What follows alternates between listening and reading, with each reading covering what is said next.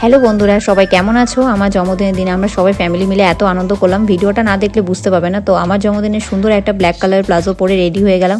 এই ড্রেসটা আমার বরমশাই দিয়েছে। সো আমি রেডি হয়ে আমার বাড়িতে কেক কাটলাম, মা বাবা আমাকে পায়েস খাওয়ালো, বাড়িতে একটা ছোট আয়োজন করে দেন আমি চলে গেলাম আমার শ্বশুরবাড়ি। সেখানে এত সুন্দর আয়োজন করেছে কি বলবো, সব আয়োজন করেছে আমার মিষ্টি ননদ। আর এই যে রাম মন্দিরটা দেখছো অরেঞ্জ কালার, সেটা আমার বাবা শ্বশুরমশাই নিজে হাতে করেছে। একদিন তোমাদের বাবা হাতে সব কাজ দেখাবো, এত সুন্দর সুন্দর জিনিস বানিয়েছে কি বলবো। এখানে দুজনে কেক রাখা আছে, মা আর আমার। আজকে আমার শাশুড়ি মা জন্মদিন ছিল, দুজনে আমাদের 25শে অক্টোবর জন্মদিন, একসাথে দুটো বার্থডে সেলিব্রেশন, আলাদাই মজা। কিন্তু এত কিছু আনন্দ আয়োজনের মাঝে আমার বরমশাইকে খুব মিস করছিলাম।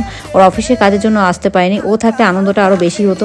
আচ্ছা, আমার ড্রেসটা তোমাদের কেমন লাগছে কমেন্টে জানাও। তারপর হঠাৎ করে আমার মাথায় ভূত চাপলো, শুরু করলাম পাগলামি করতে। আমার শাশুড়ি মাকে নিয়ে মজা করতে করতে ভাবলাম সবাই মিলে হই হুলো মজা করি। মাঝে মাঝে আমার পাগলামি করতে ভালো লাগে, বয়সটা ম্যাচুর হলে আমার মনটা এখনও বাচ্চাদের মতো। মজার শেষে কেক কাটলাম, তারপরে পায়েস খাওয়ানো হলো, তারপরে আশীর্বাদ দিয়ে তারপরে আমাকে ছোট্ট একটা গিফট করলো, আমিও গিফট করলাম।